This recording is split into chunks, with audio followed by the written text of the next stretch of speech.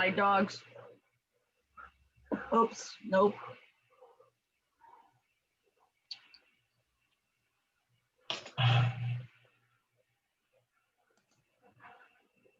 Hi, everyone. This is Lynn Crawford from the Hope Dementia Support Groups, and we are so excited to introduce Joyce Beedle, who is an Alzheimer's consultant and the owner of Alzheimer's Consulting Services. She's also a statewide Alzheimer's caregiver educator and consultant. She works for the Oregon Department of Human Services and the Oregon Home Care Commission, all in Portland. So Joyce, it's all yours. Yay. Hi, everybody. Thank you for joining me. All of us have really full plates, and so I am grateful for the choice of time for this workshop. And this workshop, I have asked to do this one because of all the topics that I've ever presented about, this is the one where when people think about this dilemma or have questions about this dilemma, all of us kind of go, we're talking about what?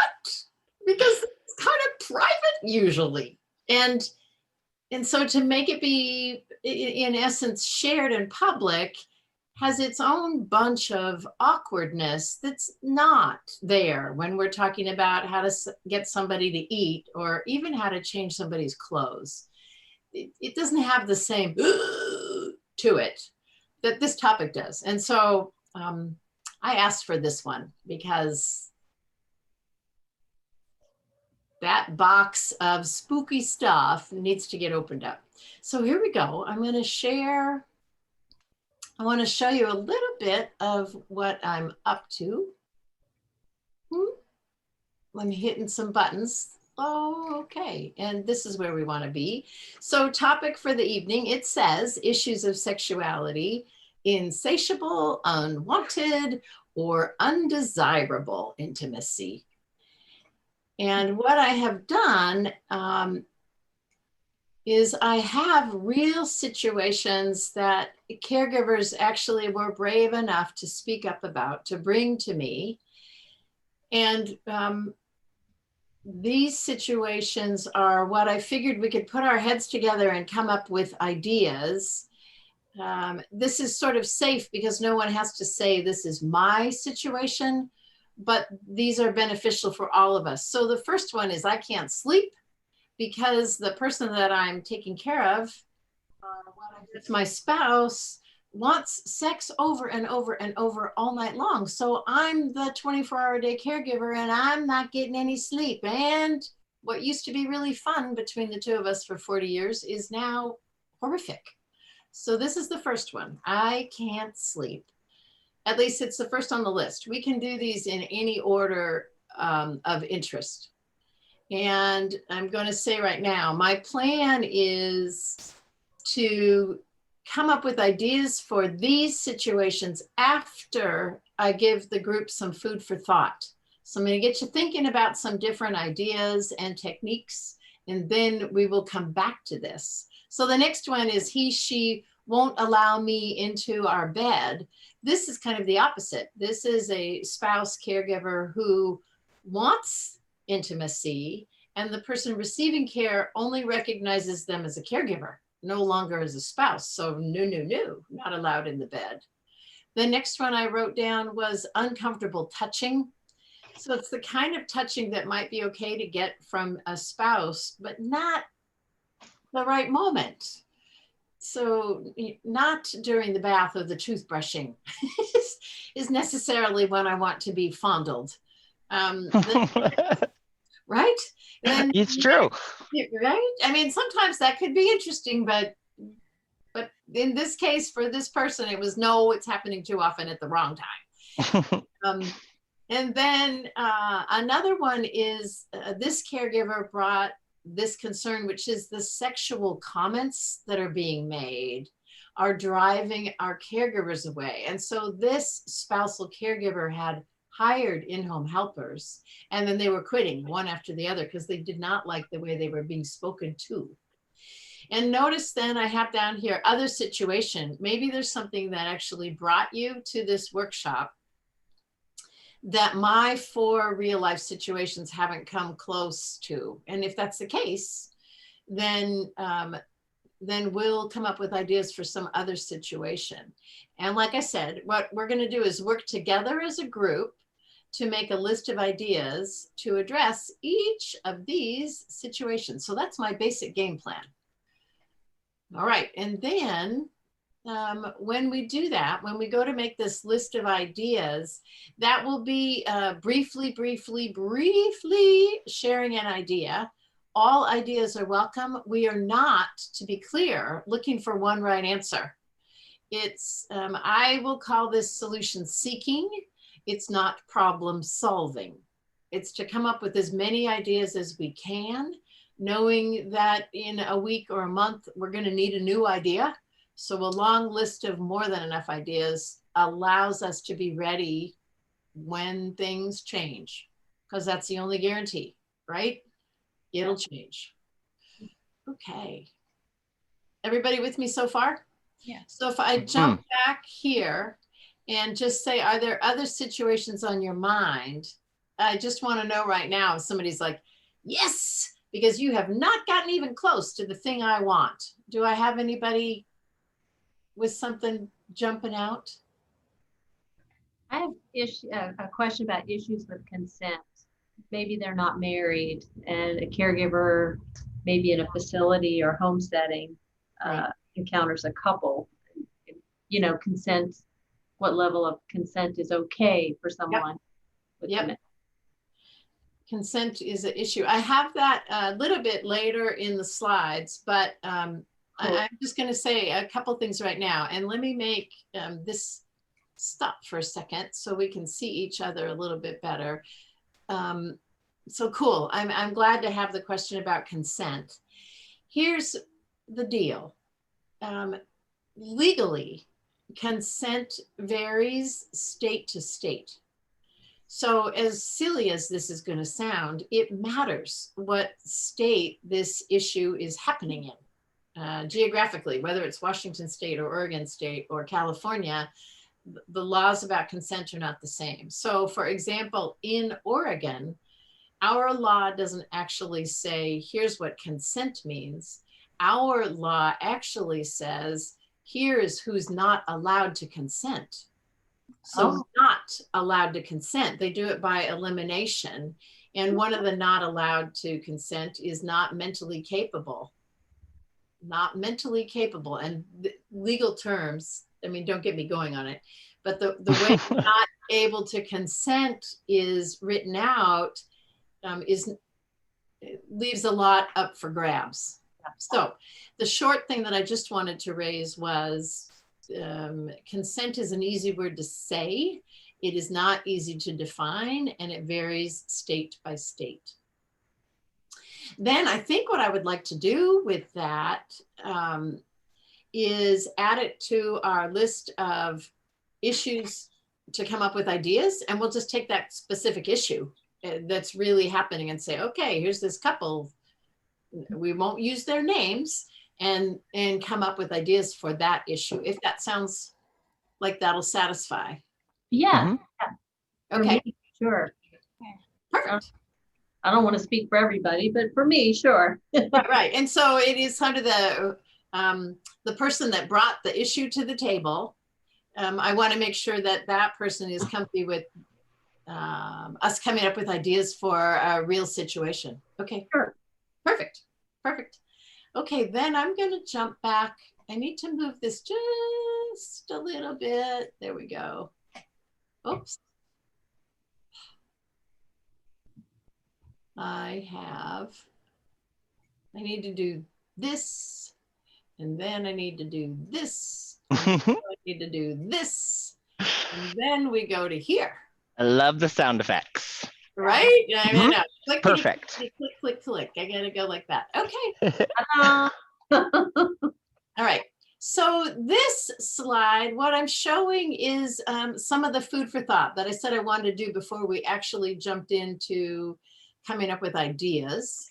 And this one is just some general things to think about when it comes to uncomfortable touching.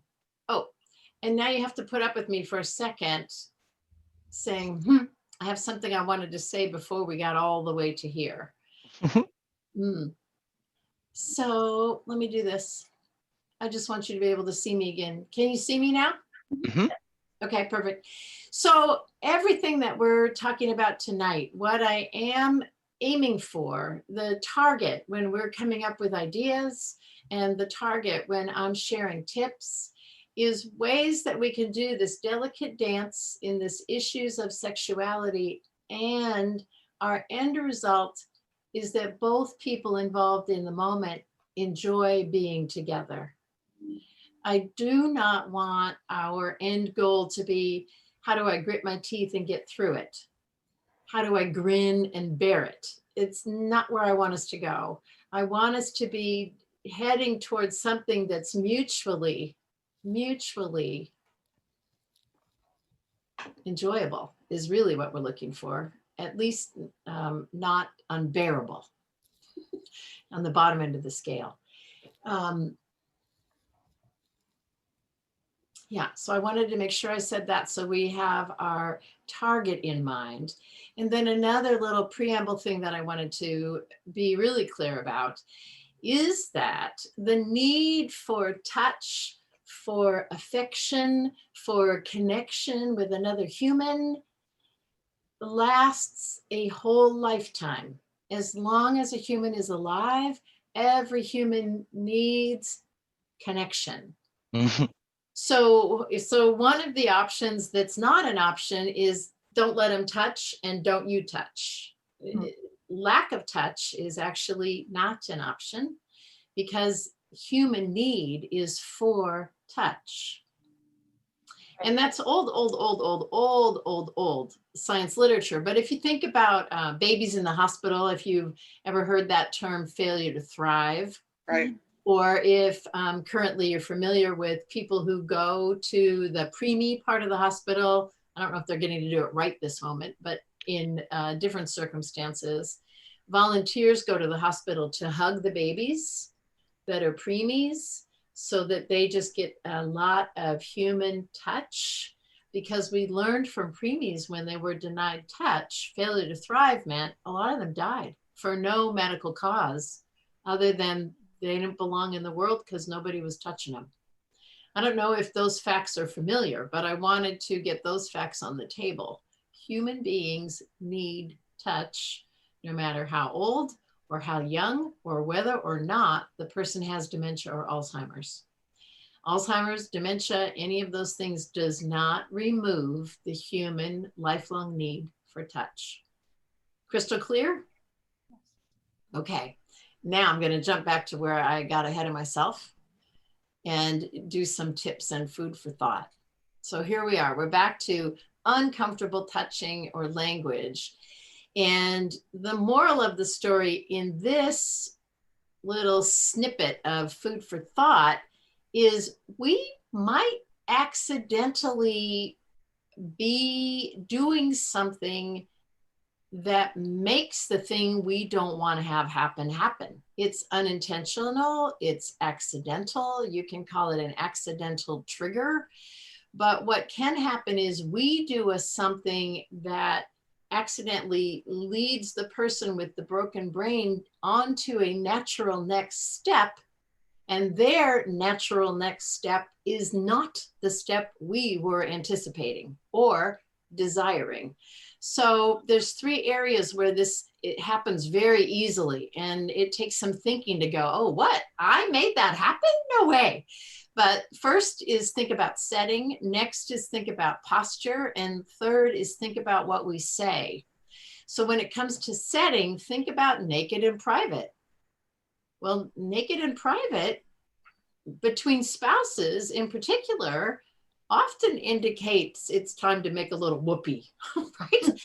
Or have some level of intimacy or making love or fondling or because we're both or at least I'm naked and you're watching and it's private. So this can accidentally happen with something as simple as going from the kitchen down the hallway through the bedroom into the bathroom and closing the bedroom door on the way in and closing the bathroom door on the way in there. And then we're behind two closed doors and I begin to unbutton your blouse or your shirt. And you know, that can easily be, oh yeah, it's time for hanky panky. Agreed? Yeah. Agreed. Yeah, right. So the setting and and then in a second I'll go through, okay, here's a way to change it. But right now, just thinking about the setting, I may have set it up to be getting the fondling that I don't want when it's bath time or shave time or breath tiche time. It may actually be me who's making that happen. The next one is posture. Front to front hugs are intimate. All the body parts we need for more intimacy are pushed against each other. And so a front to front hug, even though I may be meaning my front to front hug to be friendly, the front to front hug may, for the person receiving it, be, oh, okay, I know what happens next. You know, like I've communicated something I didn't mean to. And then statements like, I love you, is a wonderful statement, but we're going to look on another slide on how to say that in a way that is not an accidental trigger. So this boils down to, these are worth looking at because maybe unintentionally, accidentally, what's happening is the natural next step to something that we started. In other words, we started it. So we need to know if we started it. Okay, now. Real quick. Oh yeah, I'm coming back. Yes. I'm just, are you sharing your screen? No, she's not. Okay. Oh, I'm doing all this and I'm pointing at things. Well, and that's why I asked, because I thought, well, am I missing something or am I the only one? I'm really glad you said something because I just went through that whole thing, pointing, underlining, highlighting, and I'm going to share the screen now. Okay. Thank you for doing that. Yes. Yeah, I could see it. You couldn't see it? What do you know? Well, I can see a reflection in those glasses, Yes. but that was hard to read. All right. Sorry about that, you guys. Okay, so now you can see uncomfortable touching or language, accidental triggers, things we've set in motion that we didn't know we did and we didn't mean to, setting, posture, and statements. It gives me the opportunity for a nice little review. There you go. perfect. Okay. So what I'm actually going to do next is I'm going into how to change in order to not have this accidental trigger, how to change our caregiving. And I have a teeny weeny little video. Here we go. I'm so glad you asked if you could see the screen because that becomes quite important right now. So this is a very short and sweet demonstration of a side-to-side hug. As long as this lights up, yep, I have the little button I need right here. And then let me know right away if you can't hear. I think you should be able to, but let's see how that goes. Okay.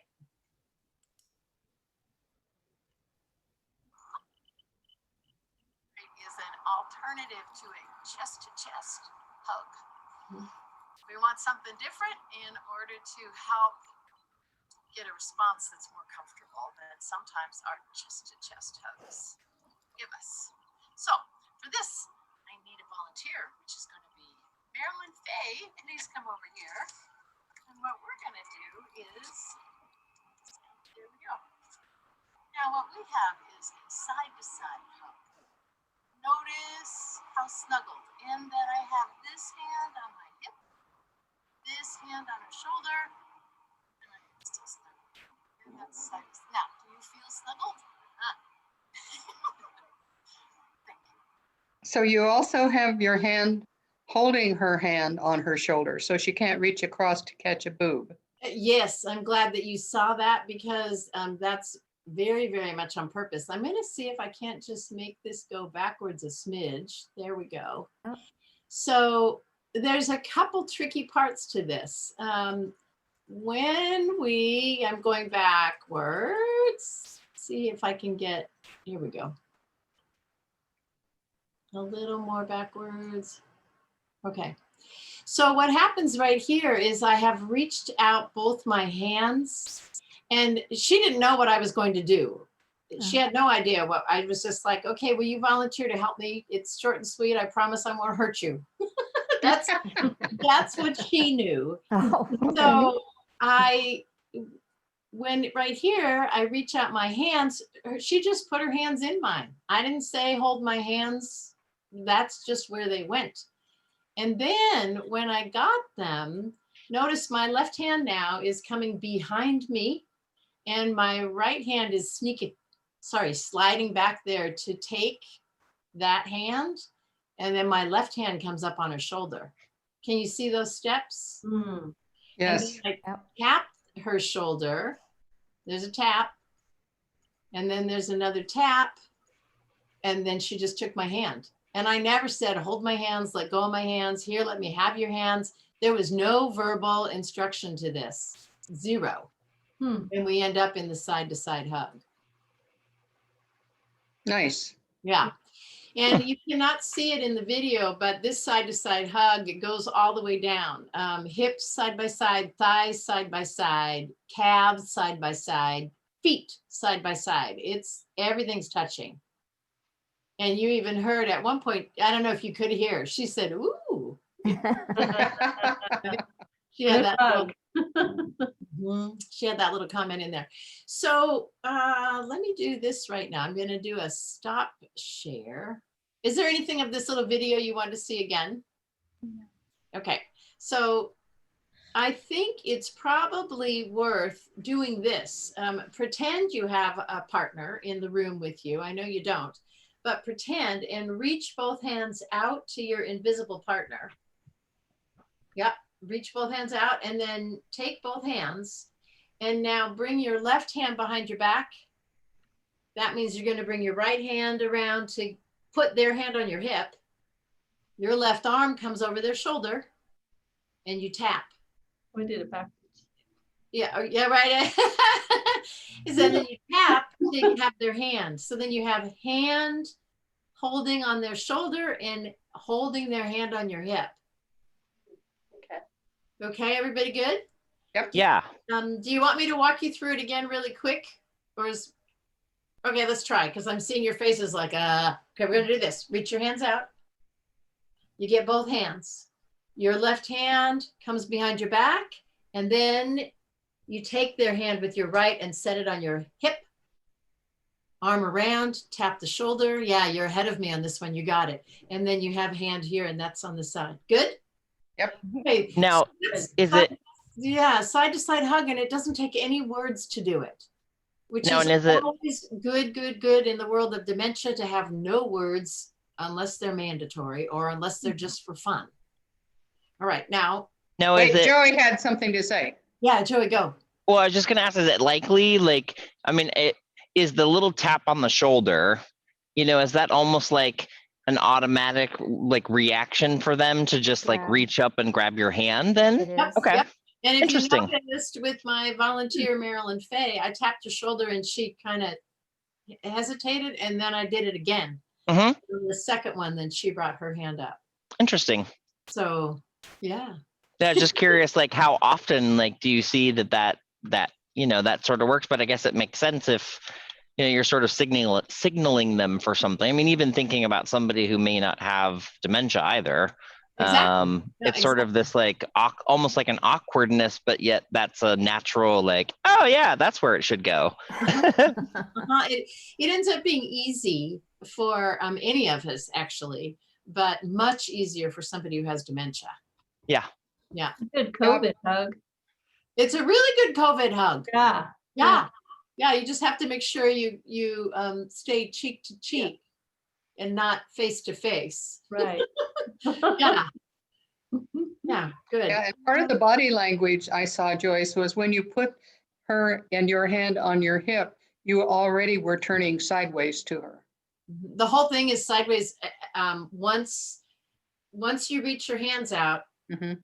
from that point, you know, when Everything I is go to sideways. bring my arm behind me, I'm sideways. Yeah. Yeah. And then, yeah. Cool. Cool. Side hug. When I showed side to side hug to my husband, and again, he didn't know what I was doing with this, I said, just watch this video and tell me what you think. And he went, well, it's nice. I said, okay, what?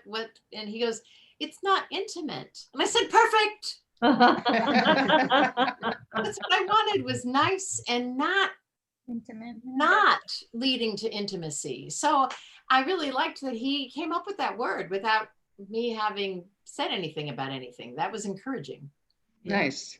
And then I thought, I need to remember this with you. No, I did not think. Okay. Here we go. Share screen. Not fair on my part, right? He's not here to defend himself. Okay, there, and I'm getting faster at this. Yay. Okay, so there's side to side hug.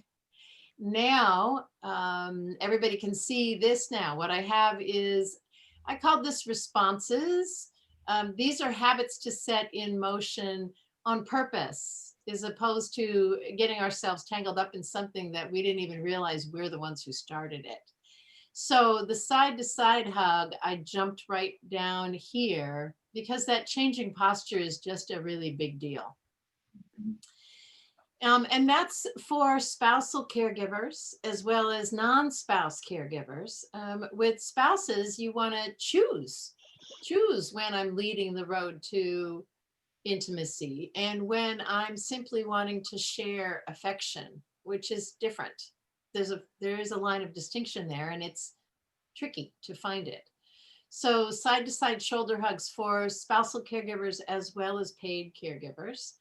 Change the setting. And I already mentioned this, not alone. The person who is alone behind two closed doors, and then I start taking clothes off in the bathroom. Well, yes, that means it's time for a little more action.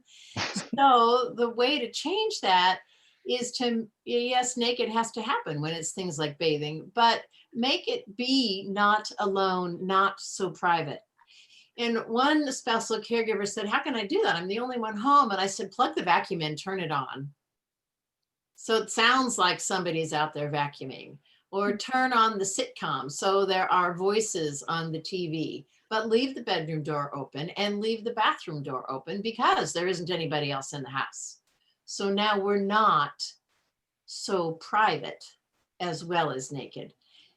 I will say it's important to keep in mind with all these things, including side to side hugs, nothing works every time. And nothing works for everyone, every situation. So please keep in mind that these are ideas, but not guaranteed success stories. That's So the you're truth. saying you want to be naked, but you don't want to be naked alone? So what this I'm talking about. I'm like, wait a second. So to give the impression that it's not only the two of us while I am making you naked. Okay. So I don't want the impression of alone with a person naked to make them want me to also be naked. Okay. So if we're not alone and it's not private, it has more of a sensation of chore as opposed to a leading into making love in the bathroom. Does that, sorry, to be very crystal clear. I'm thinking from mothers of teenagers. I was like, we already turned the TV on. We already. Oh.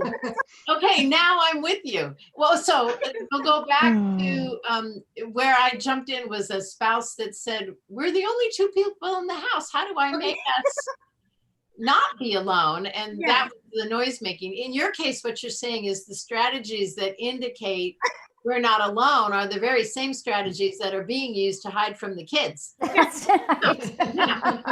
Which is a very valid point, Michelle. So then what I would say in those instances is it probably becomes really, really important to leave doors open, Okay.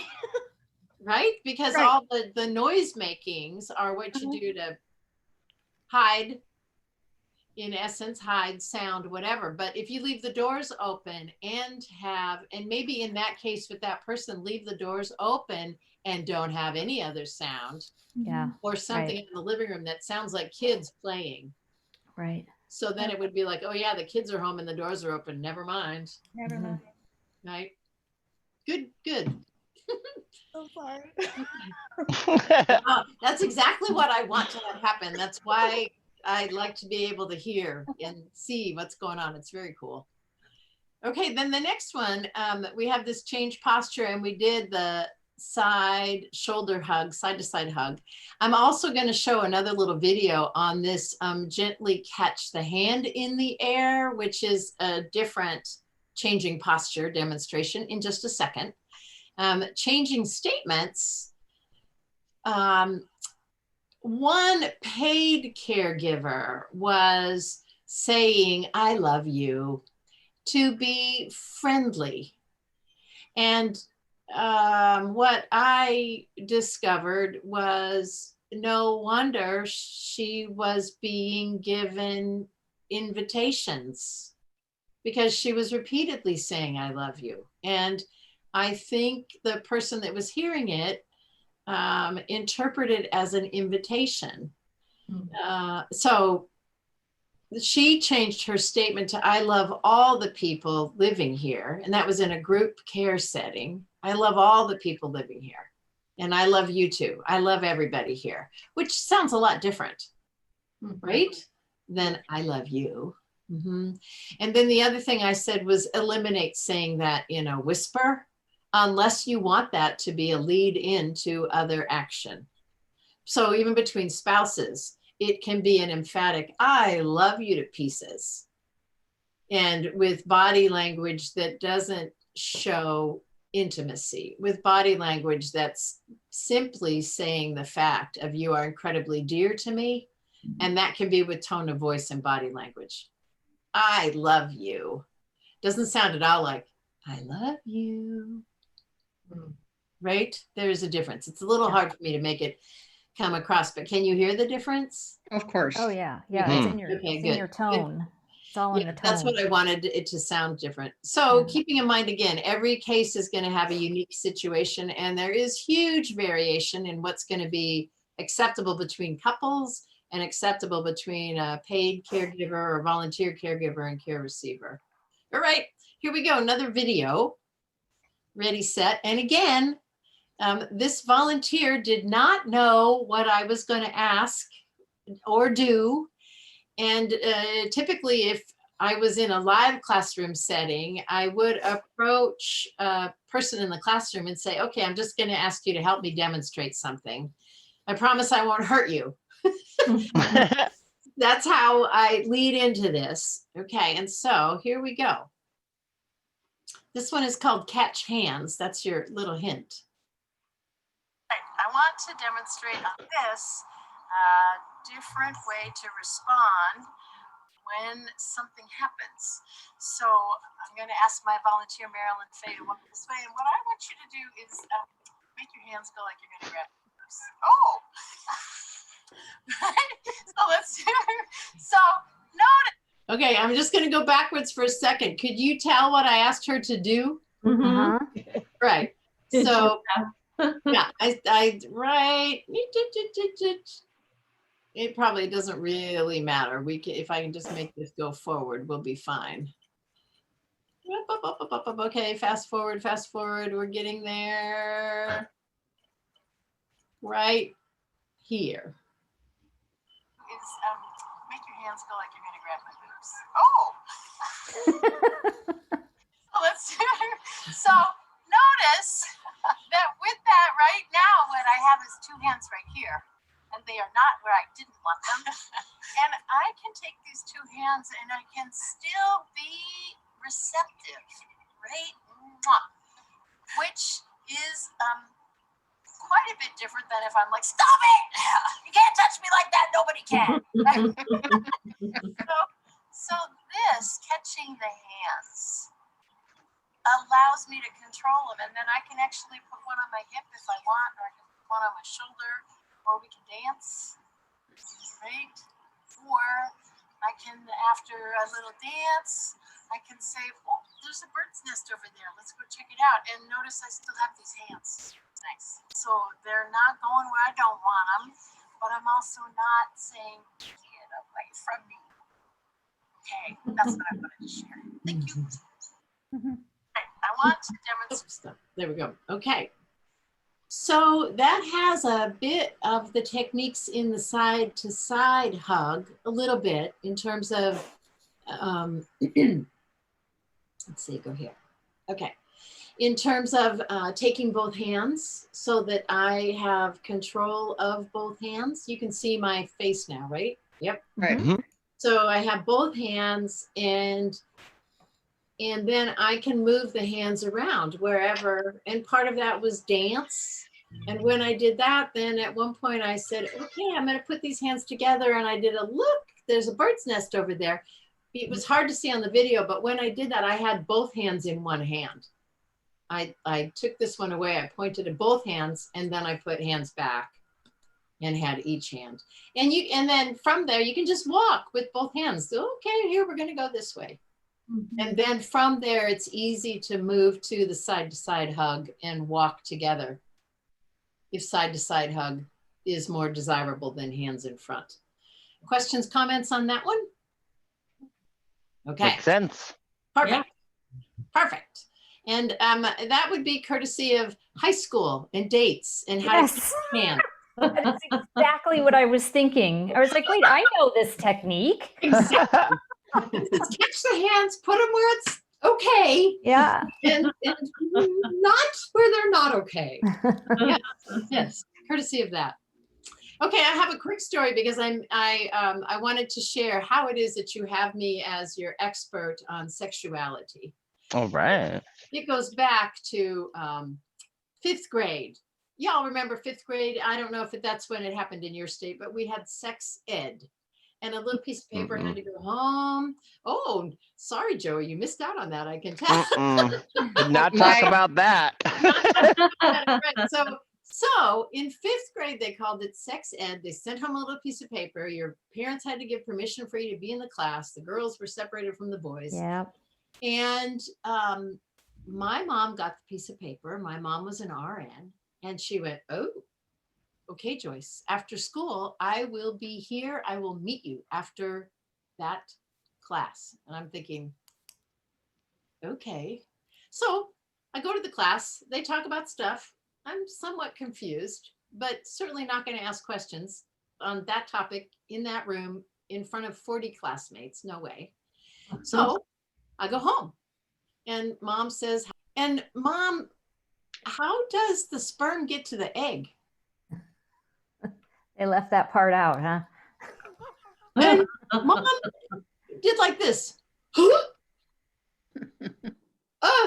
be another class, and got up and left the table. And that is how I came to you with such a deep understanding of sexuality. Well, when I was growing up, my aunt who was raising me got that message from the school, and she tore it up and said, there's enough evil in the world without you learning about it so young. So, well, there you go. I mean, the truth is this topic has, I think maybe today young people have a little more insight. They see things on TV, but that still doesn't make it where it's easy, right, for a caregiver to say, I don't like making love with my husband anymore. This is icky. How am I supposed to do this? He thinks it's wonderful and I think it's icky. How is a spouse supposed to bring that up? It's not an easy topic. It wasn't easy for your aunt. In fact, she said, no, it wasn't easy for my mom. She left the table after making a date with me, right? So that's why I wanted to do the workshop. All right, now we're going to carry on a little side there to keep life interesting. Here we go. Oh, I know what I have to do now. I need to do share screen. Right. Okay. And there. Okay, now you can see my screen again, and you can see the next page, which says spousal equivalent behavior. It's a, I invented it term. Here's the deal. Spouses function as caregivers, mostly through the day, and then they want to be spouse potentially at night. Or they function as caregiver and the person who has dementia wants them to be functioning as spouse.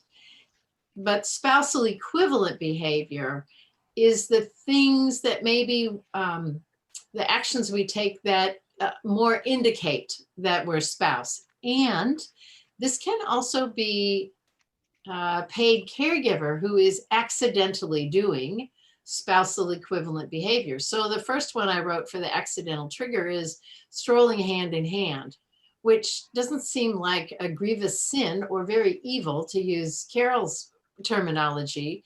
But if we're strolling hand in hand while walking into the bedroom and shutting the door and then walking into the bathroom, strolling hand in hand, that may represent the kind of togetherness that triggers behavior of intimacy that I'm not wanting right now. It can be that subtle. Does this happen every time? No. Does this happen with most people with dementia? No. But it happens sometimes. And this is a difficult enough topic that I want to put the ideas out there so it makes it a little easier if it does happen to try to put the puzzle pieces together. So this next one is sleeping on the bed together. There's a lot of sleeping on the bed together that's just a nap. And some people have had the habit of napping together, but it becomes too hard for the person who has dementia to distinguish between when it's nap time and when it's make love time. So that seems like pretty obvious, but when you're on top of the bed and all you have is the little comforter throw like you've always done when it was time to take a nap together, it can be hard for spouse or paid caregiver to understand that I've done something that's moving us where I didn't want to go. And then this one, under the sheets together, you know, under the sheets together doesn't always mean there's going to be sex, intercourse, making love, or fondling. I put this one on there. For example, in my family, we didn't have very many bedrooms or beds. And so my sister and I slept together until I was partway through high school.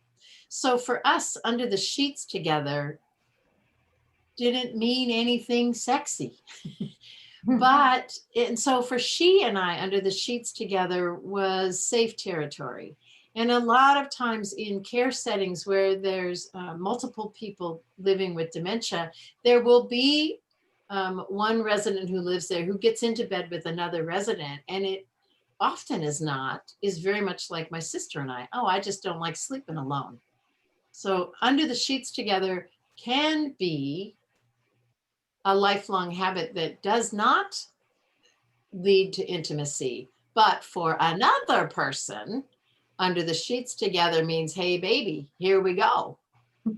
Right? That's the beginning step to the next step. Right.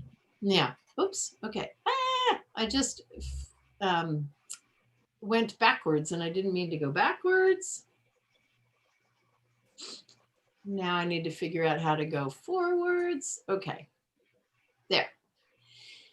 So now we are on the how we do things in order to change some of what just happened. And that's the issue of consenting adults. This is a huge area. You can have consenting adults who want to be intimate who do have spouses elsewhere.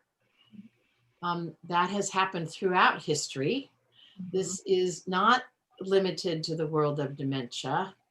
The issue in the world of dementia is that we find out about it.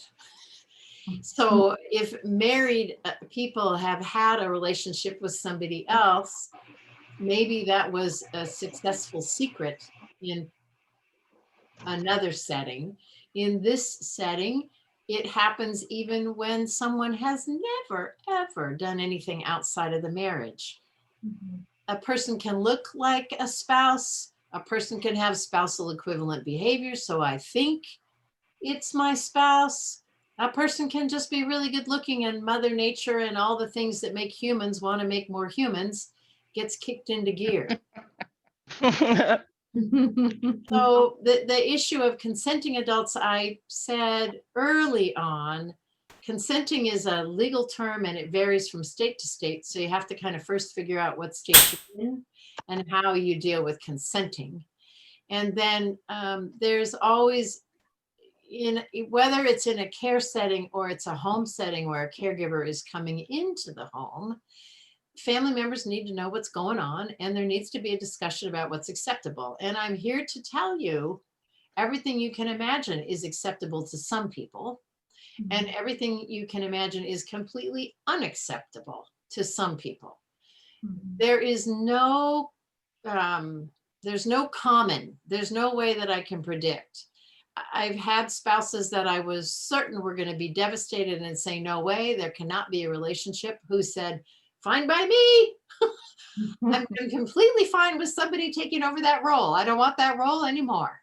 And I was shocked, speechless, and surprised. And then I've had other people that I thought would really be happy to relinquish that responsibility that were like, no way, no way, no way, no way. Nobody else gets that action. That's mine and only mine. Sometimes, and I wrote here, relocate desirable resident or person, sometimes like in a private care setting, a private home care setting, that may mean different care providers if what's happening is not what's wanted for everybody. And then in like a memory care unit, in more than one instance, what we've done is decide which family was comfortable moving one partner to another setting. The interesting thing then, you hold your breath and go, well, are we going to have a new partnership after that person leaves, or is this in? And so that's a whole other can of worms. It doesn't necessarily solve the dilemma forever, because the desirable person at the moment is moved on. What it does do is it makes it so somebody whose family or themselves is uncomfortable with that kind of a union is allowed to be comfortable by separating. Okay, I've just said a whole lot of things right there. Well, I have a question about that. So how do you then, with a person living with dementia, if the spouse is okaying the, going ahead with another partner, how in a memory care facility or anything like that, then how do you make sure that person with dementia is using, a condom, or how do you? All right, so. In the protection of STDs. Yeah. Here's a statistic that might be a little shocking.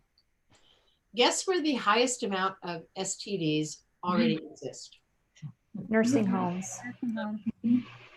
Nursing homes, actually Seniors. in retirement housing. Retirement housing. Yeah. Where you have a high number of seniors who can be consenting and who truthfully weren't raised in the era where they know as much as everybody, where they know as much about sexually transmitted diseases as some people. And they don't have to get pregnant either. That they come to is they don't need a condom because they can't have babies. Right. As opposed to condom is a really wise call to prevent sexually transmitted diseases. because they have it whittled down to woohoo, no babies, no problems, and proceed in that manner. But that's where it's a statistic that I just read, and I don't have a good source for you, but I think it's kind of easy to go, yeah, I can see how that would happen.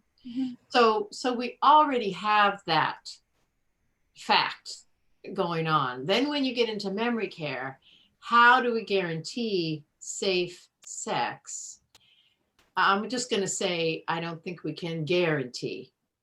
I think if we know couples are busy, we could explore options for things like using a condom. But I think in dementia care, if a man had never ever used one, that's going to be a really difficult thing to teach. Very, And yes. for that person to remember. Yeah. So to me, what this boils down to is having the really frank conversation about STDs and the real possibility of that. And that needs to be included in the conversation that becomes very public on a very private topic. But there's two people who seem to want to have, it seems to be consensual. They seem to be enjoying the intimacy. And how do we make it be safe for them? Needs to be included in the conversation. And, maybe you'll be surprised. Maybe condoms are familiar and could be used if they were provided. And then it would be a matter of providing. Joyce, it's Terry. I teach the state of Washington long-term care worker classes, and I teach them, and we talk about sexuality. Oh, good. In Washington state, if they're at the same level of dementia, so they're mid-stage vascular dementia, they're both there, they can have sex. But it's difficult. My caregivers ask me, how do I determine that? And you really can't, because there's a spouse and there's multiple people involved. And even me, I feel uncomfortable knowing, because yes means no and no means yes 5 minutes into it. And that's why I asked the question, how you handle, I know there's no easy answer. Right. So the number one thing, especially in care settings, is that the caregiving staff needs to know they are not solely responsible, and they are not alone in either condoning or discouraging. That's the really important about and ongoing all the time, including a big group. Ombudsmen are good ones to include in it as well, just in terms of facilitating those moments that can be uncomfortable. I will say not all ombudsmen are going to be comfortable with this topic, so it's worth making that clear before including them, that's what we're going to be talking about.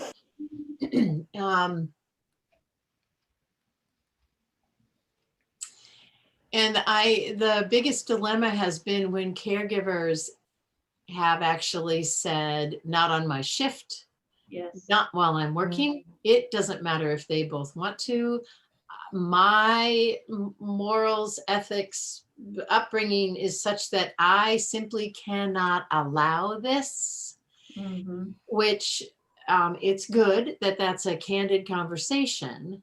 However, when it goes against a caregiver's set of moral codes, it is not the reason that somebody else is deprived of the intimacy. So the cards need to be on the table. And I don't know any other way to say than just, we need to put all the cards on the table. Everybody that's involved has to weave their way through it. And it's not a straightforward path. Agreed. Does anybody have something you want to add to that I may have not said that might be worth saying at this moment? Well, I have a question. Do most facilities have rules about that the caregivers are trained to understand and deal with? It varies from facility to facility. Facilities do have the privilege of setting their own policy. A facility, for example, can say, we're not going to allow that no matter what. If that's something that people want to do, they don't get to do it here. They can have that as facility policy. Similarly, there are facilities that have rooms set aside so that when a spouse comes to visit, there is a place that spouse and the person who lives in memory care can have privacy.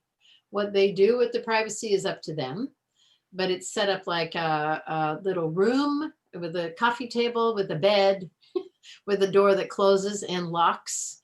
And so facilities can make the choice to accommodate.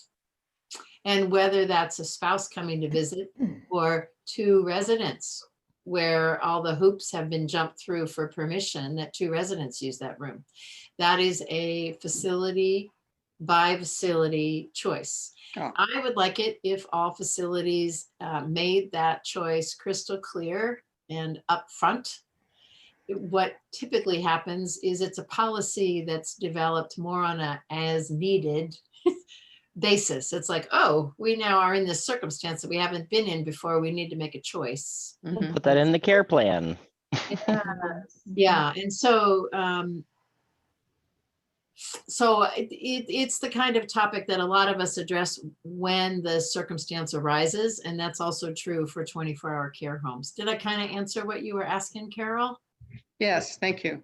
Okay. Yeah. And I'll just chime in too, just to say my experience with facilities has been that it's exactly what you said, that it's a topic that we don't really want to talk about it. And that it really just comes up when it's case by case, when it actually happens.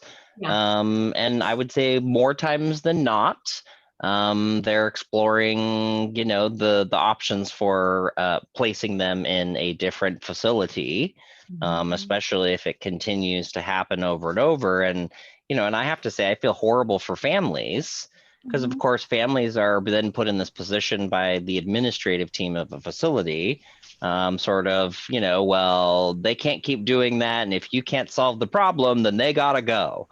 Well, what do you want me to do about it? I mean, it's one of those situations that I feel really bad for families who have to go through that. And, because again, I think too, just being, and I think Terry would probably chime in on this a little bit, obviously as a country, we're kind of prude in general when it comes to talking about sex. Right. Having sex, because nobody's having sex, but yet everybody's having sex. And I think that might be where, and Terry might be able to chime in this, I don't really know a lot about facility policy when it comes to other countries. But what I can say is it does seem like other countries and facilities and how they manage sexual encounters and interactions is much different than how we handle it as a society. Most I definitely. was just Googling this actually, and I discovered that in Australia, they have nonprofit agencies that provide sex workers Right. to people with dementia. Because it's a human need. Mhm. Yeah, why not? Yeah. Right. I mean, it's sort of like, okay, we provide physical therapy, we provide massage therapy, we provide, and there's this huge, very human need. I'm from New Orleans, so we're French. So we we talk openly about sex. It's no big deal for us, as compared to a lot of the rest of the country, for various reasons, mainly culturally. But it's so true, and I run into this a lot where people are extremely uncomfortable, and it's awkward. And that's one thing I stress with caregivers is, first thing, don't laugh even though you want to. But it's extremely awkward for everyone involved. It is for them too, even with dementia, I believe, because it's Right. a private thing, especially in older people. I find generationally and culturally, maybe what culture they come from too. Yes. Okay, you guys, I have a question for how we want to proceed at this moment. And so let me do the screen share again. We can certainly keep going on this topic of facilities, but I'm bringing us back now. You can see these real situations on the screen, yes? Yes. Mhm. Okay, so what we've kind of been doing is one of these others in the issue of what about consenting couples in a care facility. So the question is that something where it would be worth our time to put our heads together to come up with a list for that in particular? And that was kind of what I had said to Terry in the beginning, was we can do a consenting brainstorming. We also have these other situations. I have no preference about how we put our heads together at this point. What I want to make sure is whatever's on participant minds, that we come up with a list of ideas for whatever. So Well, I would like to go to your list up there. Like, I can't sleep. You want sex all night long. okay. And so, okay. You poor thing, Carol. FYI, because my aunt was that way and I was a rebel, I had to go find out what it was. Oh, there we And are. I found it, and I found out it was wonderful. So there. Oh, I like it. The girl that didn't get to go to the sex ed class. She figured. Well, where I grew up, like I said, it was not something you talked about. It just never happened. It never happened. And yeah. So Yeah. I'll figure it out. We figured out in all these weird ways, but tonight we're just gonna put the info out there for public conversation. That's right. Well, and real quick, I just wanted to say too, I think that, our conversation, what we were just talking about, and I just want to make sure from my end that, it's clear that, and I don't just necessarily mean that it's only facility based. It's only, sort of this facility situation where this is where, again, as a culture, it's not just within a facility. I mean, it's within, we have definitely had issues in home care settings, and you see it, you really see it everywhere. And so I just meant sort of as a whole, as a country, whether it's home care, whether it's independent living, assisted living, memory care, dementia, no dementia. I mean, we do have a very, different culture when it comes to talking about it being open. So I just wanted to make sure that was clear. I wasn't being specific to just facilities. Perfect. Got it. Thanks, Joey. Thanks for doing that. Okay, so Also, for the people who are, for the people who are family caregivers, yes. who are often alone and doing this caring by themselves, and they don't have anyone walking down the hall in a facility, a staff member, to ask questions about. This is really important information. Yeah. Right. Yep. So that's the direction these situations that I brought here were all actually from home care settings, to be clear. Yeah. And I'm happy to start with, I can't sleep. He wants sex over and over again all night. Is everybody okay if that's where we start? Yeah. Sure. Yeah. So the reminders are that the ideas or suggestions, try to toss out like 2-3 words as opposed to a big long sentence and how it happened 5 years ago with all the details. Try your best shot at brief idea sharing. All ideas are welcome. We are not looking for one right answer. What we want is a list of a whole bunch of ideas, because we never know what's going to work and what isn't going to work, because the only guarantee is that it's all going to change. Okay, so with all those caveats. Well said. Yeah. Well, it will kind of depend on the stage of dementia they're working in, but you could say, "Hon, I'm going to decorate the guest room. You want to help me with that?" And then he understands that that's the guest room, and from time to time she becomes a guest. What has happened to my typing? I'm going to, look at this. All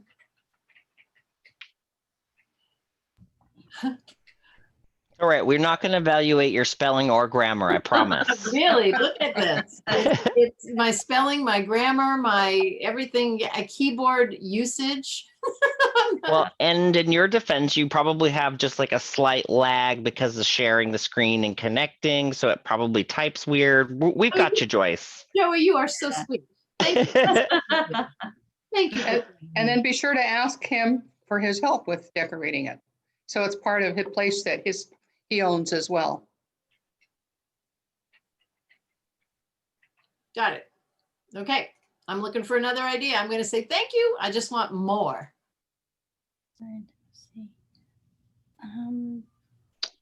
So he won't allow me into our bed, doesn't recognize me, and I misread. Okay. You see, Joey's helping me out yet Yeah, again. this is not we're on the second one. The scenario that I wanted. There we I go. wanted this one. Well, and this is where I got a little confused. Like, wait, I got to read it now. Yeah, I apologize for, I just like dove in to try to type and clearly the typing wasn't working either. So now I have us jumping between two situations. So, Well, I'm wondering if that idea was meant to be for the first situation. It was, yes. Yeah, because then you could say, hey, why don't you be a guest and sleep in the guest room tonight? Or okay. I'll sleep in the guest room tonight. All right. So I'm going to write guest room decorating just for a short reminder. Okay. Now with the I can't sleep, he, she wants sex over and over and over all night long. Another idea. You can tell them it's broken. Right. Just say it's short broken. and sweet. It's broken. broken. You What's know, like broken? we tell our kids, like when something broke, it broke. It doesn't, broke. it's not here anymore. Broken. Yep. It's broken. Cool. I'm taking that idea. Got that one. On to another one. Well said. There's no wrong ideas, and anything that pops into your head, I would like to have it on the list. Oh gosh, maybe offer them a vibrator. There we go. Or that was, yeah, or, you know, something else for the other sex. Something else for the, well, what, yes. Whatever Something they're that called. is self-managable. A self, yeah. Self-satisfying. Self-satisfying Toy.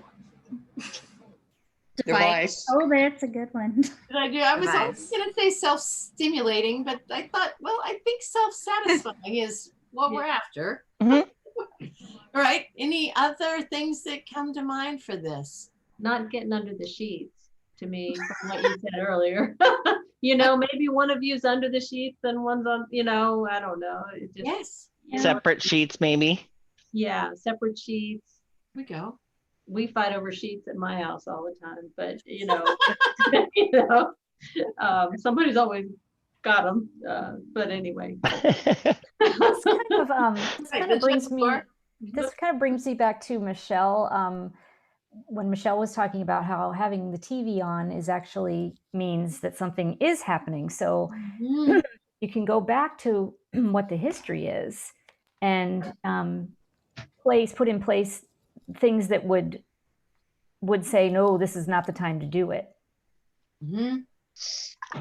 Might be helpful. Yep. What's her Maybe sexual- something from the doctor that would help him sleep, if we're talking about the person with dementia. Right. Like a prescription. She can't have sex tonight.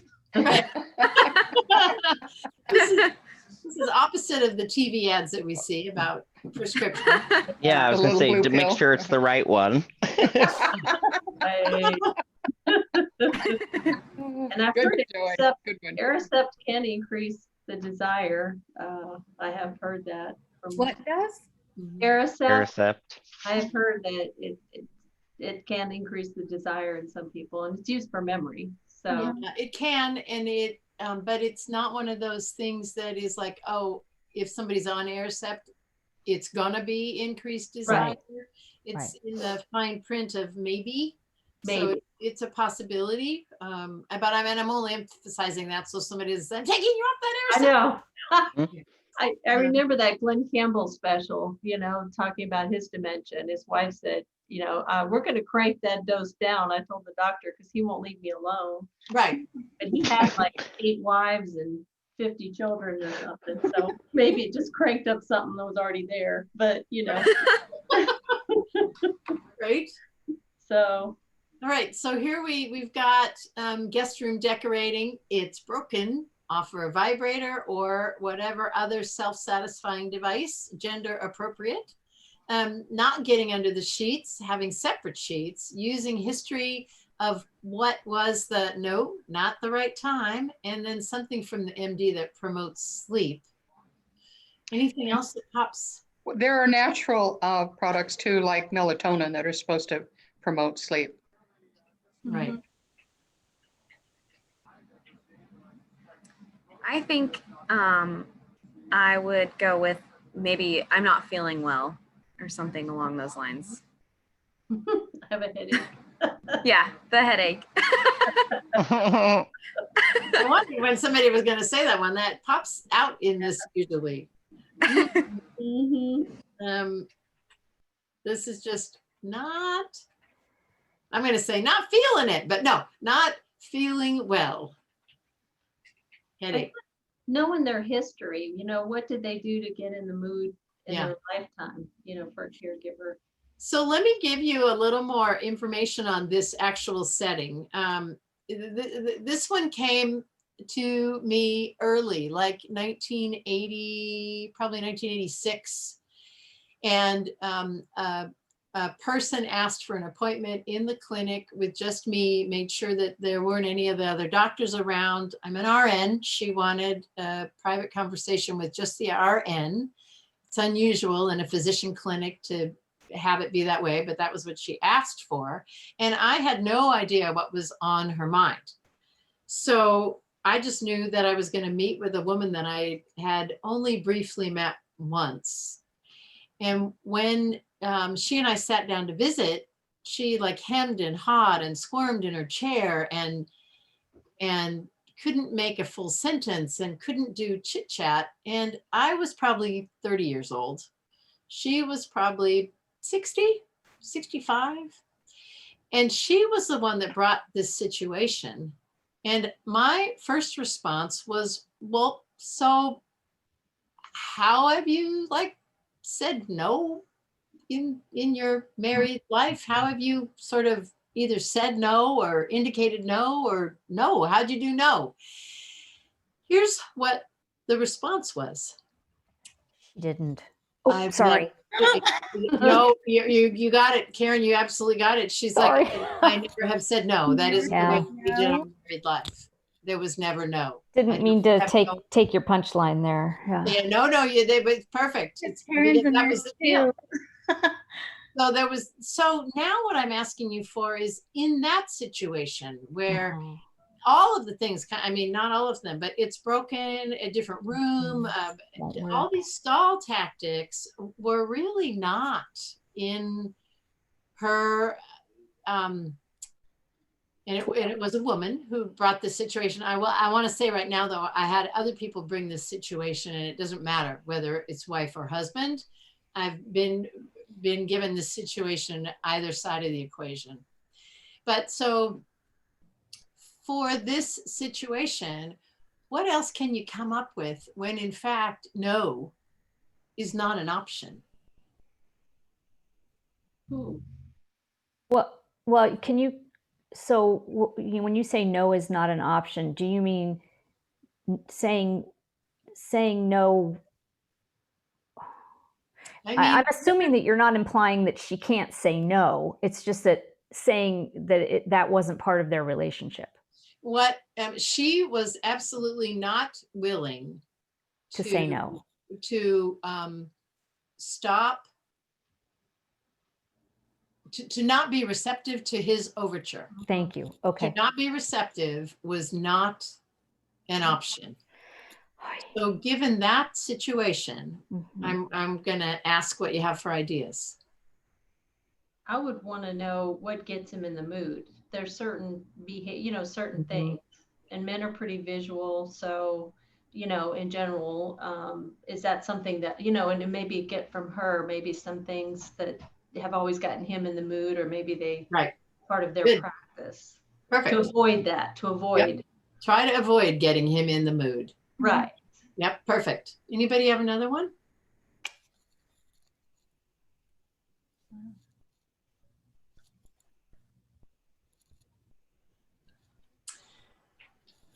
I mean, other than, I think, maybe finding a support group that she could lean on and kind of find her voice, a new voice. It's good. We're going to encourage to learn a new way.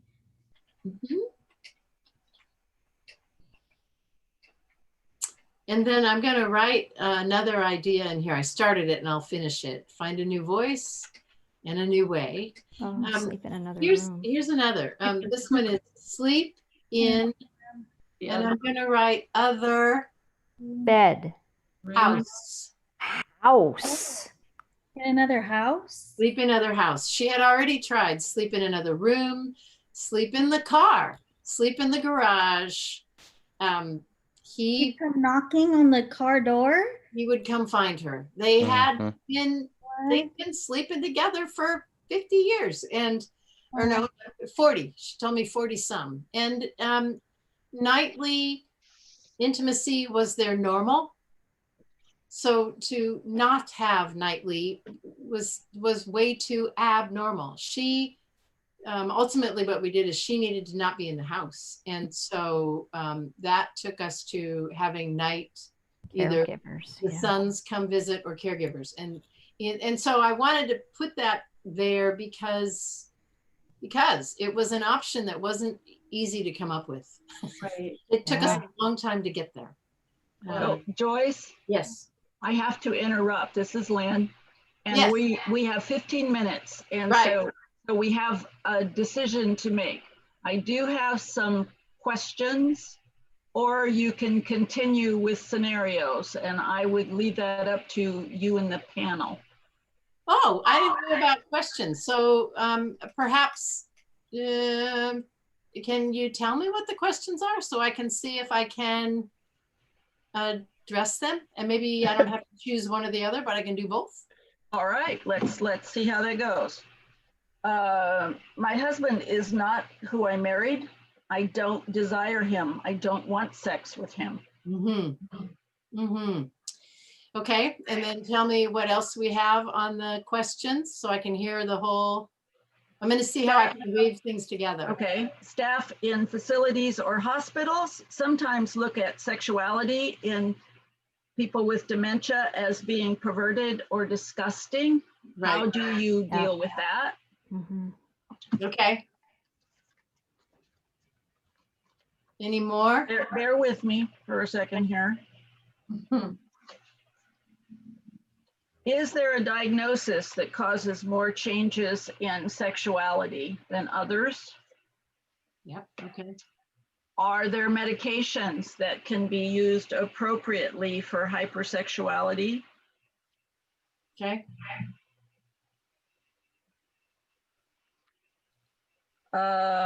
What about the person with dementia when they're in memory care and they form an intimate relationship with someone in the facility? What would you say to the spouse or partner who doesn't have dementia? You dealt with this one a little bit. Have you ever heard of physicians or other medical practitioners asking or addressing or being a resource with intimate relationship issues? So the last one is, have I heard of anybody being a resource for intimate issues? For intimacy issues. I know this really great lady named Joyce Beedle.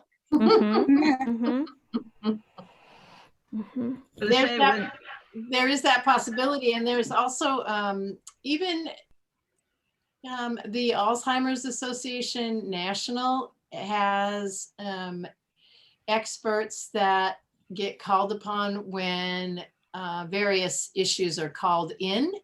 And so certainly I am a resource, and the Alzheimer's Association is a resource. And I'm not familiar with like a physician's office that specializes in this aspect of dementia. I'm not.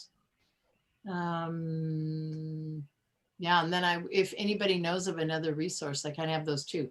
Okay, so I'm sort of jumping quick. So resources, I'm going to check that off the list. There is me, there's the Alzheimer's Association. I would encourage a call into the HOPE support group, because we can always dig around and see what we can find for resources, even if we don't have them at the tip of our tongue right now. Medications that can be appropriately used to reduce sexual desire. There are medications that will reduce desire. Some reduce what I'm going to say functioning. And that would be definitely a topic to bring up with a regular old physician. What happens is there are medications that have that as a side effect. And so the side effect of different medications, you got to deal with what the medicine is for in the first place and choose amongst those. I'm not an expert on that, but it is a conversation to be had with a physician, because there are things could be prescribed to reduce desire. Are there diagnoses that actually can cause hypersexuality? I'm sure there's more than what I'm going to say, but if somebody has, oh, I should be making this so you can see my face again. Here we go. There. Okay, now you can see me. If someone has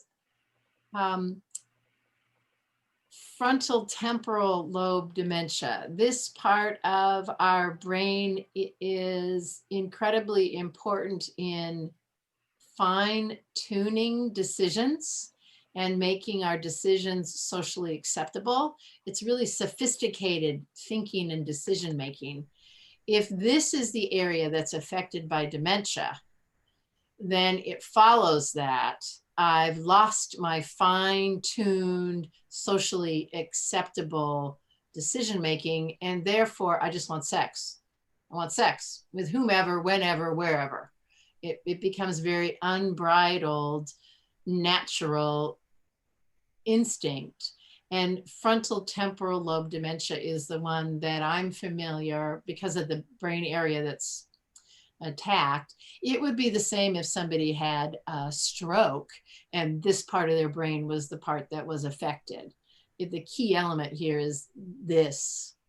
So that is 1, 2, and 3. I actually missed when Lynn, you were going through, there was a second question that I missed writing down in the notes. I know the first one was, I really don't desire my husband anymore. And I want to make sure we put our heads together to come up with some ideas for that.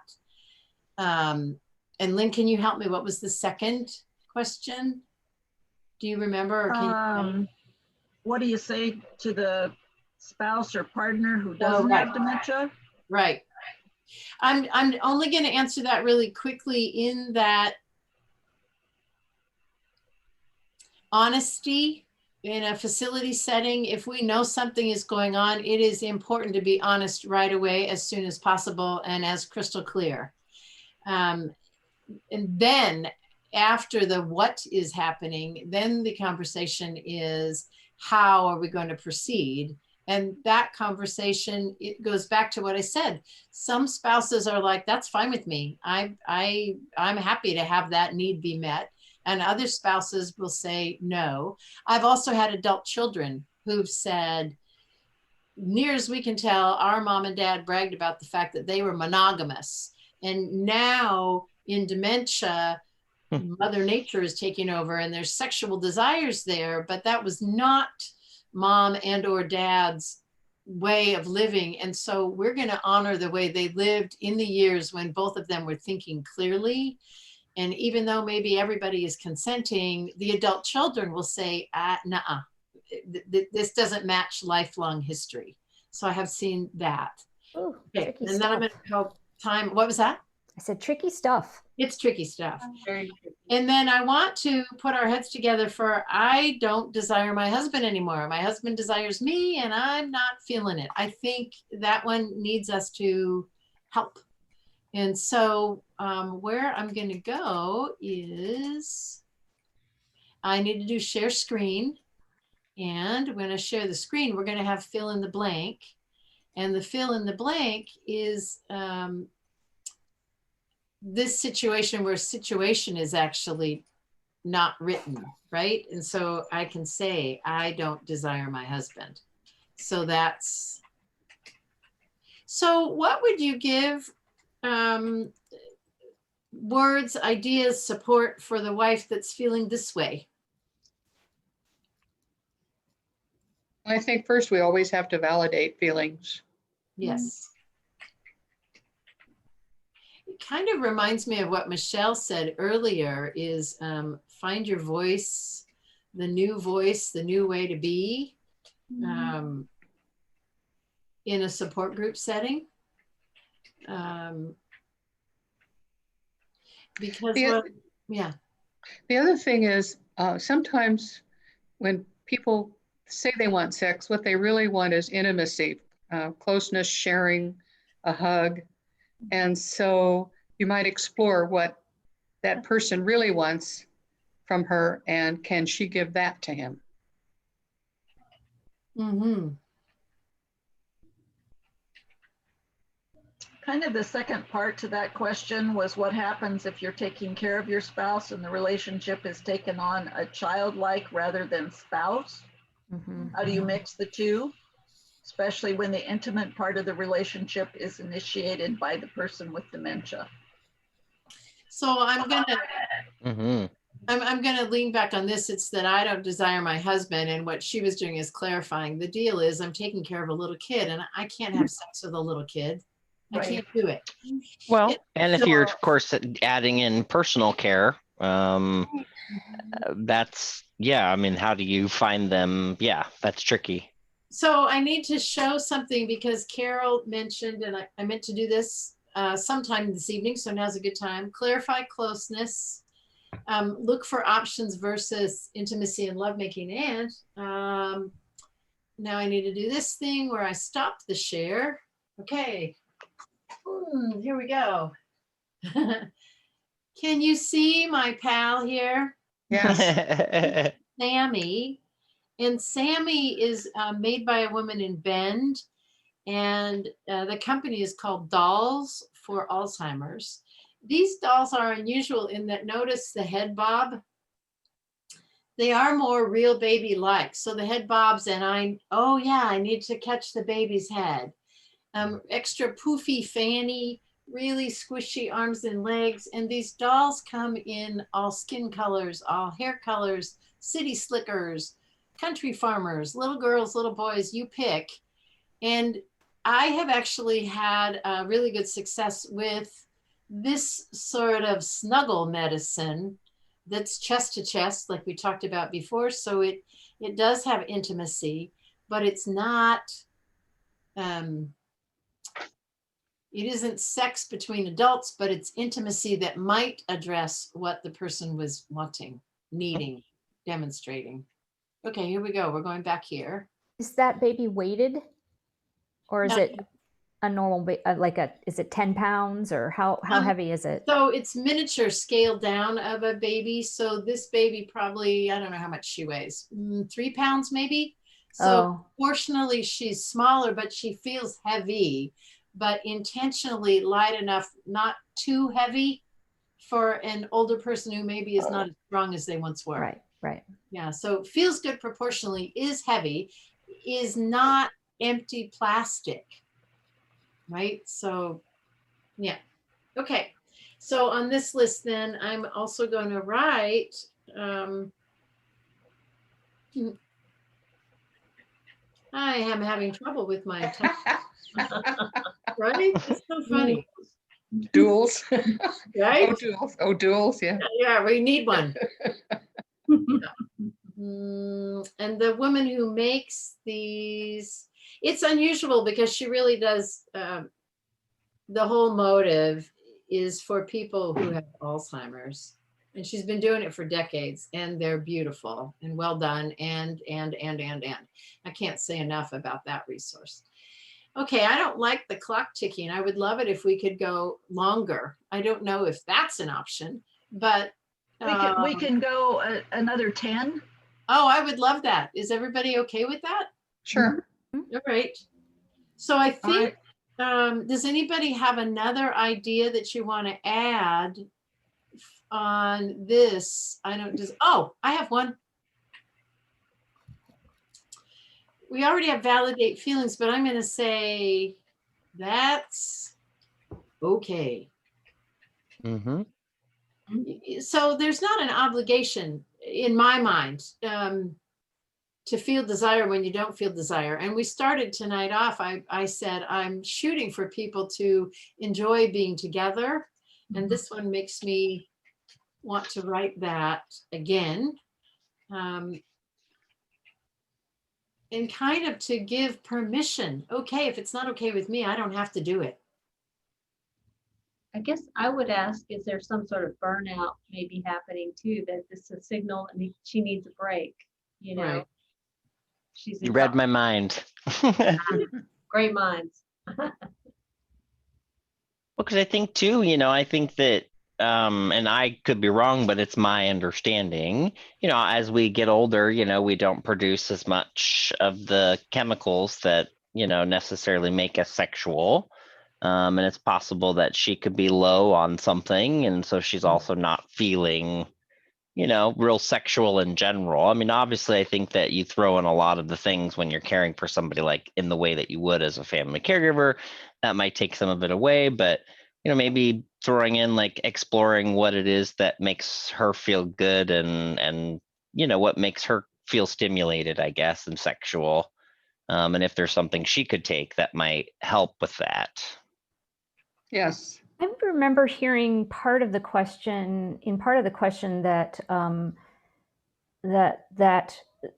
her husband is not the person she married. So it's this stranger that's asking to be intimate with her. Right. So I think it seems like there's some more,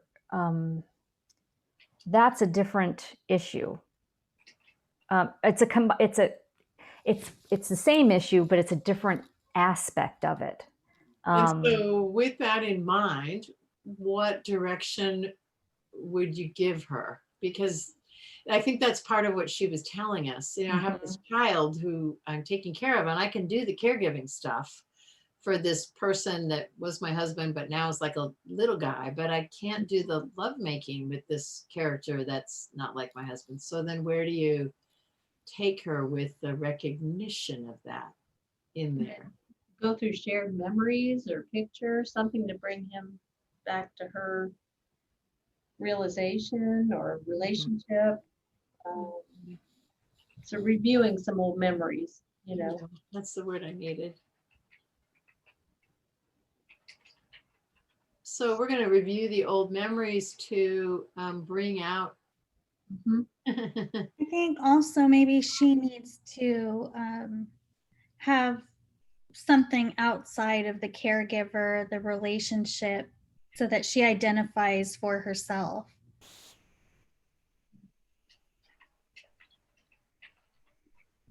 Have something outside of the relationship. Mm-hmm.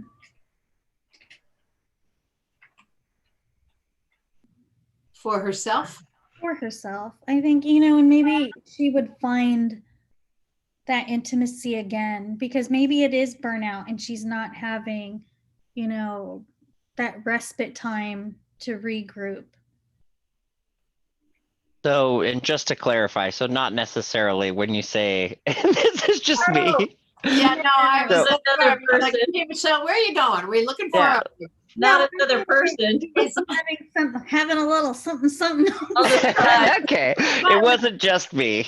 No, I don't want to say like that's so cliche, a new hobby or, but something that brings her joy. And, whatever that may be, if that means, joining a hiking group, that she can really derive some kind of her own pride. And, that exercise and really just getting back out there. Okay, so here we go. I put participate in something outside of the relationship. There you go. It's pulling the words. Perhaps she will have renewed desire for intimacy with her husband. Although, you know what? I am also going to write the other option that sort of spilled itself out here, which is potentially, and I'm just going to get rid of that word. I mean, whether that's a platonic relationship that she gets from another person seeking.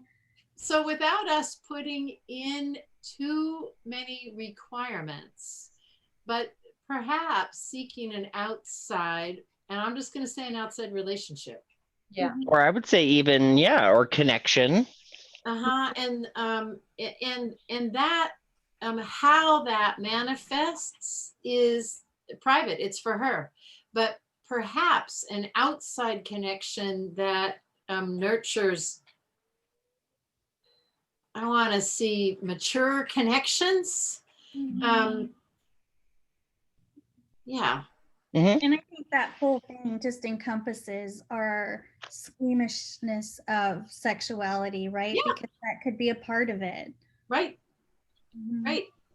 It's something where she gets touched, I think, you know, this part of her life is. She can get a chest to chest hug. Yes. A massage, you know, a massage, or get her nails done with a leg massage, you know, something like that. Find touch outside of a husband. Yeah. Other than husband. And examples are massage, manicure. Yeah. Something where you're touched, you know. Yeah. A rose bath, maybe, with your hands. Oh, yeah. Like it. So now does anybody have anything else you want to add to this one? I don't desire my husband. That's pretty fundamental. It's like, I can't fake it. Oh, I think, oops, on my, there, on this okay, where I put that's okay, I'm also going to say it's not necessary to fake it. That's what I was. Does that make sense to you guys? Yeah. That's a heavy burden. It's very heavy burden. But also, I think as a culture, a hard one to get out of. Yes, there's all that. And so I think with the how to get out of it, what we have done is mostly addressed her, but we also put in the clarify is the closeness, maybe what he needs is intimacy, not intimacy necessarily, but maybe, and I'm going to add to this one, because sometimes sitting side by side and holding hands and not talking can be very satisfying. I know it sounds trite, but it's not. It's not trite, and it is intimate in between two people who have been connected for decades and decades. And in this one in particular, looking for options that are maybe not lovemaking, but could be satisfactory for both of them, with that goal of both people getting to enjoy. Perhaps something sitting side by side and holding hands without distractions. So that's just like, that's what we're doing. We're enjoying each other. We're just sitting here holding hands. My grandmother and grandfather used to do that in the most dear way that made a big impression on me. It was just the coolest thing when they would just sit down next to each other and hold hands, and you could just tell the whole world went away. They were together holding hands. It's Cute. It's absolutely lovely. Yeah. Okay, I'm satisfied with this list. Does anybody have loose ends you want to add? Looks great. Nope. Then where I'm going to dive quickly through just in a real quick way. We're not going to put all of our heads together to go through lots because the clock is ticking. But this one where she won't allow me into the bed. I'm not recognized anymore, and I miss our intimacy. I want to share what took hours and days and months actually to come up with, but this was a husband who took care of his wife all day long, and she was very happy. They had a great time all day long with caregiving chores. And when that fella who was a nice caregiver started to take his clothes off to get into bed with her, she said, "What kind of woman do you think I am? And who do you think you are?" And she really didn't have any idea it was him. So here's what we came up with. When all the chores were done, he went outside. I have to write it this way. Go outside Come home from work. Taking, yep, hat and coat. Uh-huh. And then knock on the door. She wasn't going to answer it, but he knocked on the door. Holler. Honey, I'm home. Lucy, I'm home. Yeah, right, exactly. Exactly. Honey, I'm home. And then from there, he got the ball rolling that husband was home as opposed to caregiver was getting into bed with her. Nice. Nice. So, Yeah. yep, Cool. wanted to make sure we spat that one out really quick. Yeah, this was a tough one. So I'm going to say, find caregivers who the words don't matter. Mhm. They're out there. Mm-hmm. Yeah. And I had one woman who said, I keep going to this poor house to take care of this poor man, that this wife, he makes all these horrible things. She's mortified. Obviously, no other caregiver would put up with it. I hate it, but I keep going. And I said, please quit and give them the opportunity to find a caregiver who doesn't mind that language, who can make jokes with that language so that the caregiver and the man get to enjoy being together instead of the caregiver hating this guy, gritting her teeth and getting through it. I think that that's a really good stopping point. Okay. So Joyce Beedle, thank you so much. And our panel, which I forgot, I hesitate to use that word, but I forgot to introduce. So I will say Terry, Ariana, Karen, Joey, Carol, and Michelle, thank you so much for participating. I think this was very worthwhile. Thanks a lot. Yeah, I'd love to do this again with you, Yes, thank you. Joyce. Thank you, Joyce. Yes. Yes. Yes, thank you. Good. We could spend a lot of time. This was lovely tonight. Absolutely. Yeah. Well, let's do like an open Q&A next time. Perfect. All right. Perfect. Good night, Okay. everybody. Good night. Nice. Bye. Thank you. Thank